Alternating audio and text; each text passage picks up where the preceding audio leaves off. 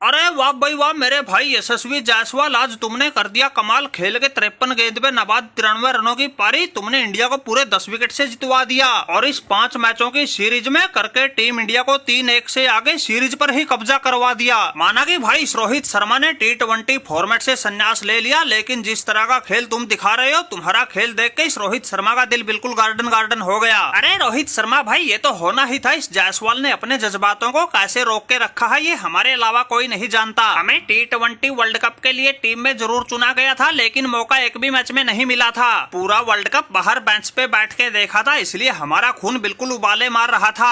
आज जब हमने ये नबाद 93 रन की ताबड़तोड़ पारी खेली तो कलेजे को थोड़ी ठंडक मिली। ये तो हमारे कप्तान शुभमन गिल से थोड़ा रुका नहीं गया, ये हमारे हिस्से के भी 5-7 रन फालतू बना गए, वरना आज जायसवाल ने तो शतक ठोक के ही दम लेना था। शतक बनाने में बचा ही कुछ न था, सिर्फ 7 रन की ही तो जरूरत थी। लेकिन चलो भाई, हुआ जो हुआ। अब तो टीम इंडिया 10 विकेट से जीत गई, हमें तो इसी बात की बड़ी खुशी है। और जायसवाल भाई, अगर तुम्हारा शतक बन जाता, तुम्हारे साथ साथ पूरे हिंदुस्तान की खुशी दुगनी हो जाती। लेकिन भाई पता नहीं नए नवेले कप्तानों को क्या हो जाता है, ये साथी खिलाड़ियों के बारे में कुछ सोचते ही नहीं। ऐसा ही गड़बड़ घोटाला तो अपना वो पांडुरंगा करता है, क्या मजाल उसके साथ वाला कोई शतक बना ले। और बिल्कुल उसी राह पे ये शुभमन गिल चलते नजर आ रहे हैं। अरे क्यों भाई शुभमन गिल, माना कि तुम 39 गेंद पे नबाद 58 रन बना के अच्छा खेल दिखाए, जिसमें 6 चौके 2 छक्के भी लगाए। लेकिन भाई अगर थोड़ा सूझबूझ से काम लेते, तुम्हारे भी 50 बन जाती, जायसवाल भाई का भी शतक पूरा हो जाता। अरे क्या जरूरत थी ऐसी जल्दबाजी करने की, 16वां ओवर ही तो चल रहा था, इंडिया बिल्कुल आसानी से जीत रहा था। अरे बात सुनो भाई, रोहित शर्मा बड़ी मुश्किल से मौका हाथ लगा था, गिल का बल्ला बोले बहुत दिन हो गए थे।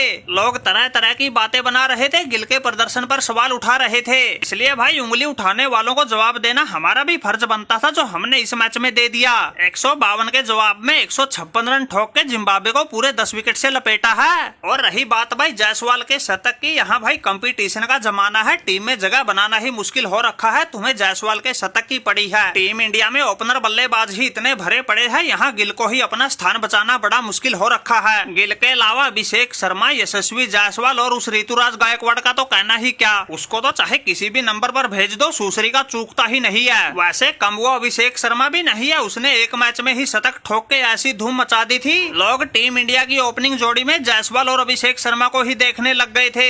फिर भाई टीम इंडिया में अगर गिल के स्थान पर ही खतरा मंडराने लग गया तो हमारी कप्तानी का क्या फायदा। इसलिए रोहित भाई, सभी तुम्हारी तरह बैल बुद्धि नहीं है जो खुद के बारे में भी ना सोचे। हमें तो टीम में जगह तो पक्की करनी ही है, साथ में आंकड़ों का भी पूरा ख्याल रखना है, ताकि आगे चलकर कोहली जैसों को भी पछाड़ सके। अरे गिल भाई बहुत बढ़िया, तुमने तो वो कहावत बिल्कुल सही साबित कर दी, अपना काम बनता भाड़ में जाए जनता। अरे इस बात का तो हमें भी पता है, हमारे जैसे सिर्फ देश के बारे में सोचने वाले जायसवाल जैसे चुनिंदा खिलाड़ी ही मिलेंगे। वैसे मैं तो कई बार इस जायसवाल को समझाता भी हूँ, भाई थोड़ा देख के खेला करो, कंपटीशन का जमाना है, लोग देशभक्ति से ज्यादा आंकड़े पसंद करते हैं। बिल्कुल हमारे वाले राह पे मत चलो, ताबड़तोड़ खेल भले ही दिखाओ, लेकिन अपने विकेट को भी बचाओ। लेकिन कहाँ मानने वाला है ये ठहरा जनूनी बच्चा, हर ओवर में सोचता है गेंदबाज को चबा जाऊं कच्चा। वैसे इसका देश और टीम के प्रति प्रेम है सच्चा, लेकिन भाई जमाना बड़ा खराब है। अरे भाई इंडिया वालों, तुम लोगों का झमेला तो हमारी समझ से परे है, तुम यार जीतने के बाद भी तुम्हारा रोना धोना ना पूरा हो रहा, 10-10 विकेट से मैच जीत रहे हो, उसके बाद भी तुम्हारे मन में कहीं शांति नहीं। अगर 1-2 मैच में और हमारा तुक्का लग जाता, तुम्हारा तो आपस में लड़ लड़ के ही बुरा हाल हो जाता। वैसे शुक्र है ये तो गिल भाई का जो ओपनिंग करने के लिए खुद आ रहे हैं, अगर ये अभिषेक शर्मा और जायसवाल जैसे दोनों ही बैल बुद्धि ओपनिंग करने आ जाते, इस 150 रन के आसपास के टारगेट को तो 8-10 ओवर में ही निपटा जाते। दोनों ही दिमाग से इतने पैदल है, किसी को कुछ नहीं पता कौन सी गेंद को कहां मारना है। इनके मन में तो बस एक ही बात चलती है, गेंद चाहे कैसी भी आओ उसी का जहाज बनाना है। अरे भाई सिकंदर रजा, इसे अपनी अच्छी किस्मत ही समझो जो ये दोनों एक साथ न आ रहे, वरना भाई तुम्हारी तो ऐसी लंका लगनी थी, उठते बैठते छोड़ो, सपने में भी तुम्हें अभिषेक शर्मा और जायसवाल ही दिखने थे।